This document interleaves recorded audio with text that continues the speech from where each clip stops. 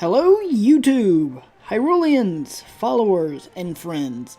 I am BlueFlamePrince, and welcome back to another exciting episode of The Legend of Zelda: A Link to the Past Randomizer, where today I have joined back up with our partner, which is a Hunux, and I have finally decided to give him a name. His name is Cronus. Why Cronus? I don't know. If once you figure out, please let me know in the comments below.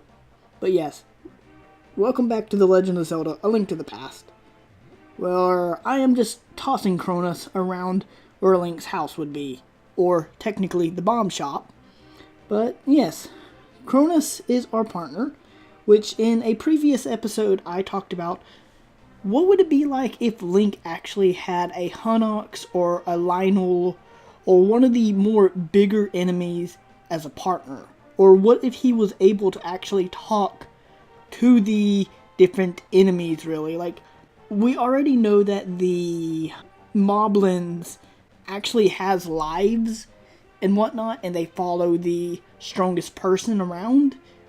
As spoilers, but it kind of mentions that within Twilight Princess near the end. But yeah, they follow the strongest. But what if Link could actually have one as a partner? Sadly, we must leave Cronus, but he has told me that the last area within the Dark World is in fact the second dungeon, which is Turtle Rock. Which is in fact something that is more like a dungeon that is filled with Mario references. So yeah. So we will be heading up there, but before we actually go to Turtle Rock, there are two other places I would like to go. And they are both on Death Mountain. Kinda had to save Cronus there. But I am sorry, Cronus, but I must leave you. I feel like we will meet again one day. But we must return to the Light World and summon our bird friend, which apparently is named Samus. This shows you that I've actually been playing Smash Brothers today, and Samus, how would y'all pronounce that? Because I always pronounce it Samus, but anyways, apparently that's the bird's name now.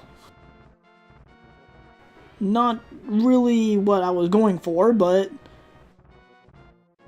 anyways, we pretty much only have a few items to go for the whole randomizer, and I feel like since we already have the maximum sword upgrade, which is this golden sword, which apparently destroys Tektites within one hit, I felt like going to these few caves that's on Death Mountain. So we have to return to the Dark World, and there would be the cave right down here where you would get the Cane of Burna, I believe. Thought it was farther that way. Anyway, so we needed a hammer to get to it, or at least through it, and we needed the magic cape. However, these guys were just laughing at us since we did not have the hammer. But surprise, surprise, we have the hammer. And surprise, surprise, we already have the Cane of Burna. And because we haven't used it any, and because it drains our magic quite quickly, and thankfully, a Great Fairy has given us some magic, we can use the Cane of Burna once again and make our way right here. And now this chest right here would have the Cane of Burna, but what will it hold? Rupees? A heart piece? Or will it actually hold the magic cape? What about the mirror shield?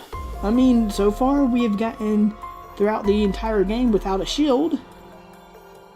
What will it be? 20 rupees! I mean, I kinda seen that coming. So there is one more place that I wish to go to, However, we are going to be visiting a lot of our older friends throughout this episode, it seems like. Since, hey look, it's the old man, and he promised to help us early on. In fact, he never did until we found his twin that was still lost within the cave. And honestly, I don't even think he helped us. If I'm not mistaken though, he may have given us a heart piece, and that was about it.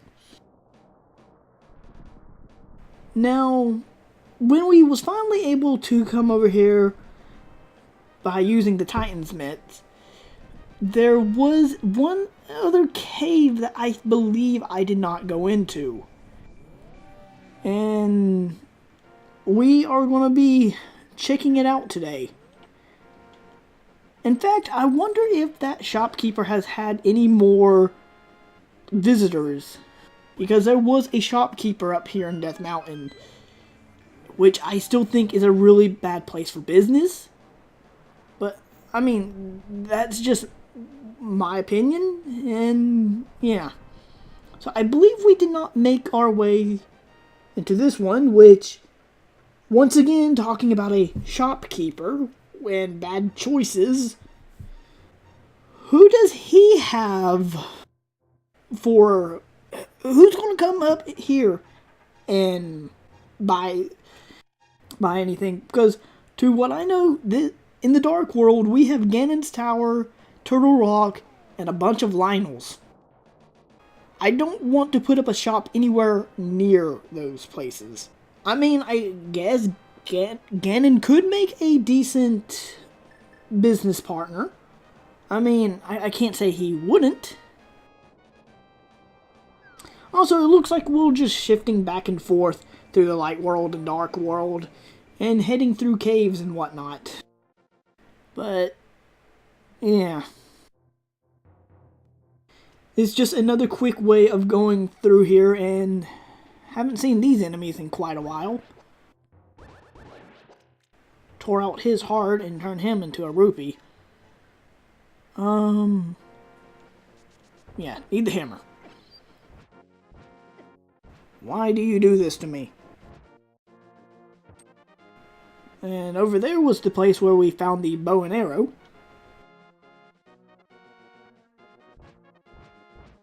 But now we can finally lift this rock, throw it at that enemy, which are technically immortals, and hopefully I can get this correct.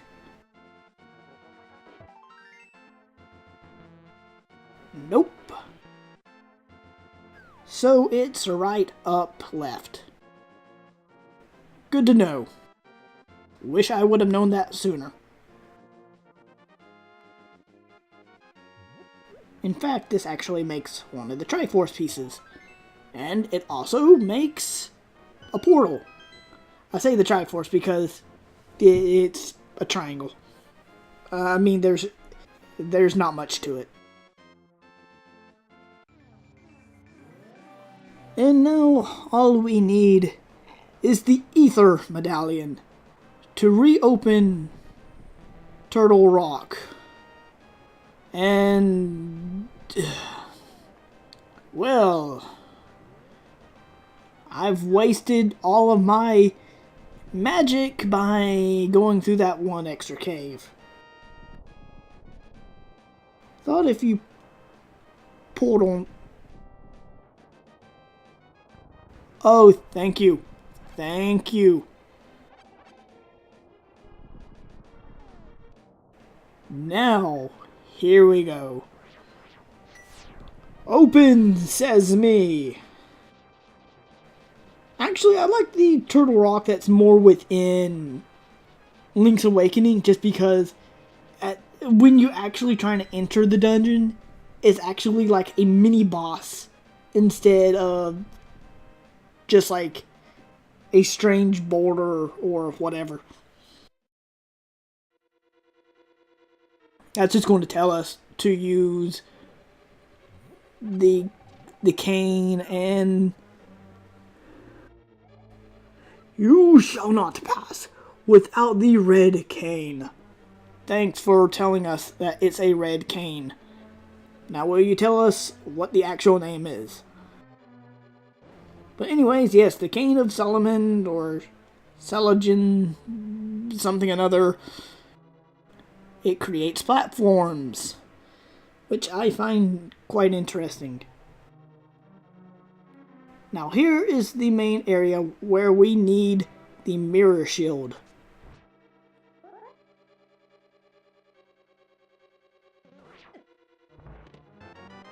But now, if the rays will stop hitting us, we can actually leave that room. And I believe we need to head, yeah, I guess this way.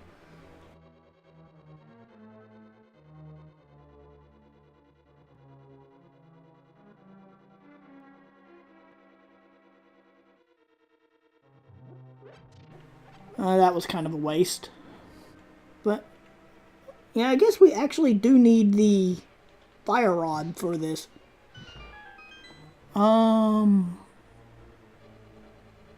Okay, that unlocked something.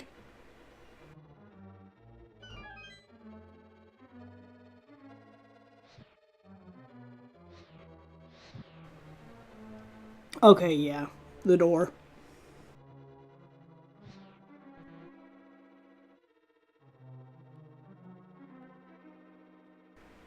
I wanted to go that way.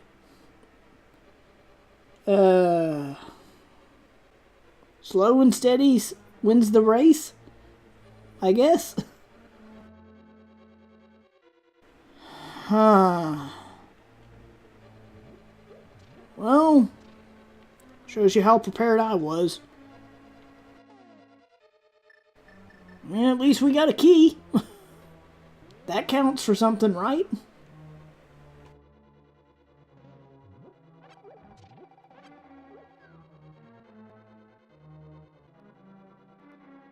Because I know to move in a certain direction, thank you, we actually just needed to look within that direction unless it has a crossroad like this.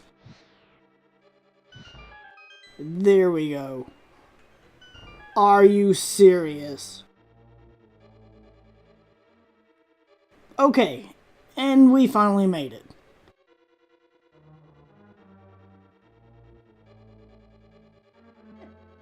Ow.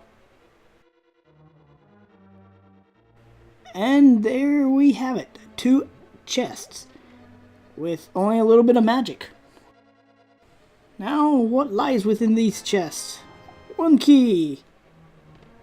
More bombs. You know what? By now, this is the easiest way to get through these rooms. However, we are changing items left and right. And I feel like that was probably one of the decisions why Nintendo actually added extra slots for the 3D games, because we just kept on getting tired of making people change items back and forth.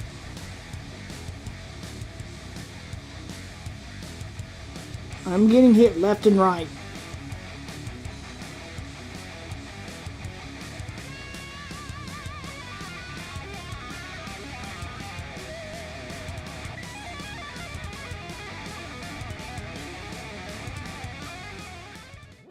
Was there any point to this room?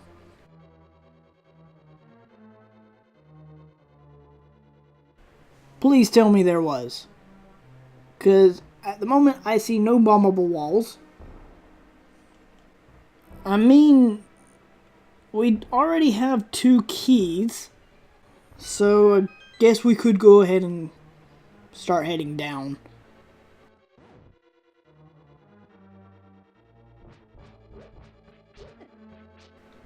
You hurt. And I still don't have the mirror shield.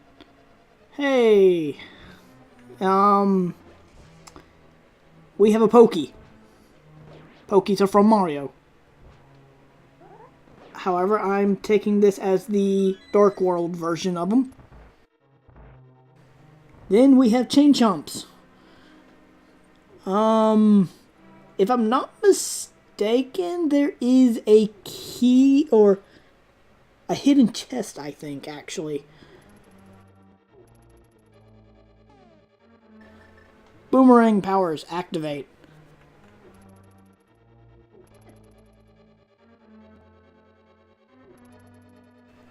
There we go. Now we just have to get away from the chain chomps.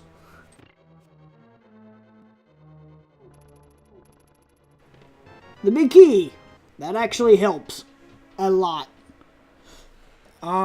Because actually the big chest is early on within the dungeon.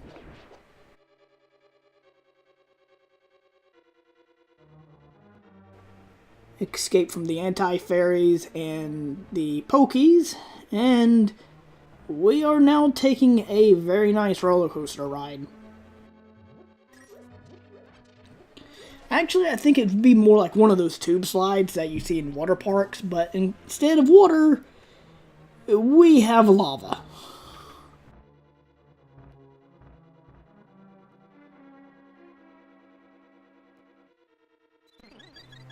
Hey, I can actually defeat you. Why am I not using the bug net? Never mind.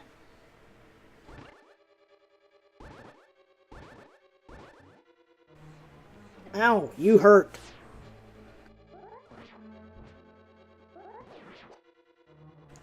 This is why we need the mirror shield.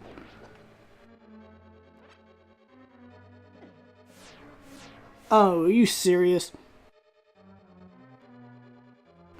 If I'm not mistaken, you hold a key as well.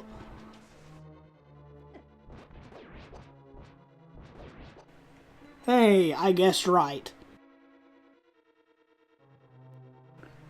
Now, was this path pointless?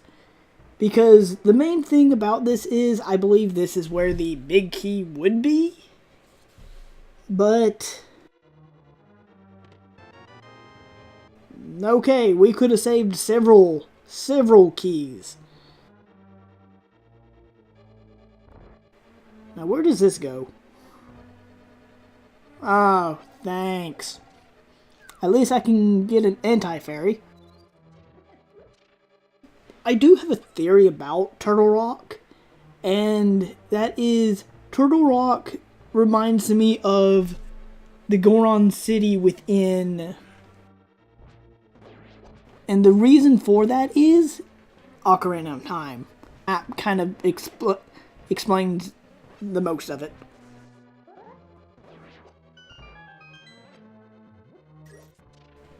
Okay, was there a key in here? Or am I thinking of another room? No, we just...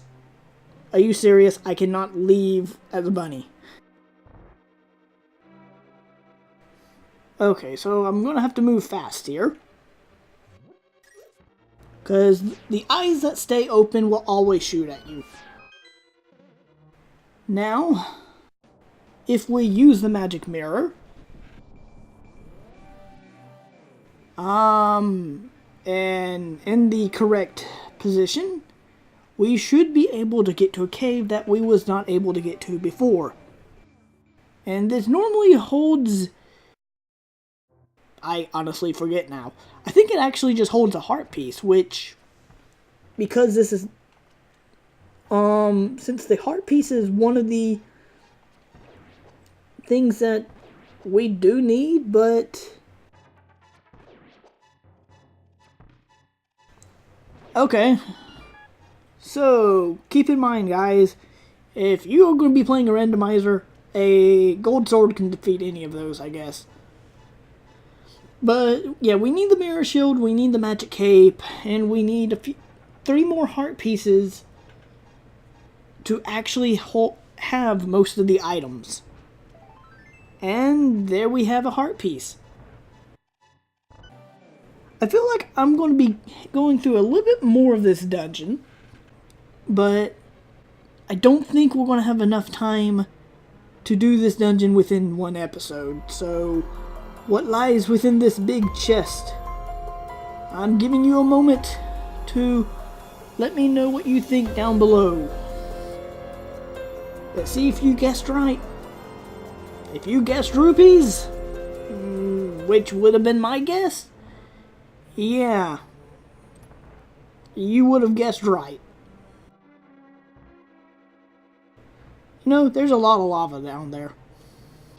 And if I'm not mistaken, we will be going underground soon, so I'm not taking my chances. I do want to destroy this Pokey just because I think he may drop a key. And I would have guessed wrong. So, yeah.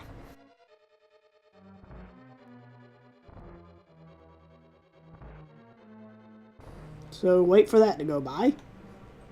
The power of the boomerang. And we have the certificate. We are actually making our way through this dungeon quite fast, but at the same time, I feel like there was the backtracking at the beginning. Now, this is where it becomes just becomes confusing as all heck. Because I don't really have an option of where to go.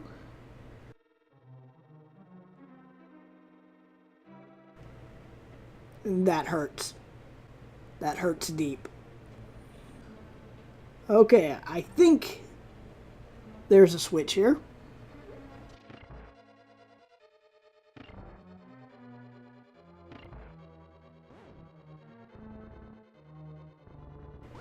Okay.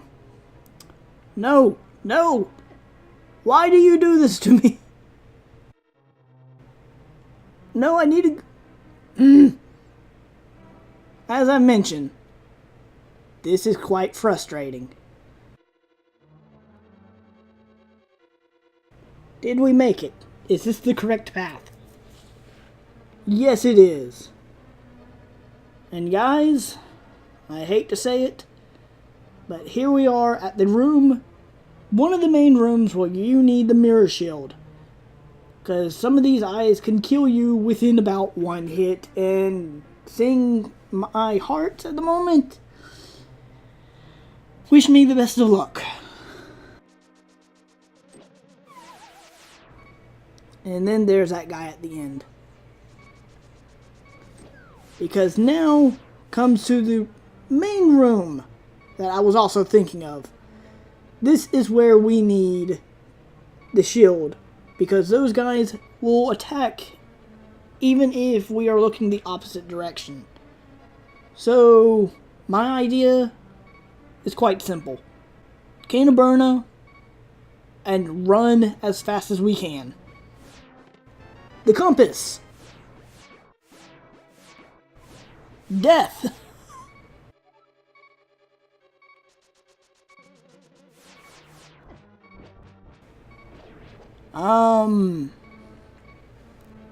That'll be literally death. I need to get there. And I was shot through the heart.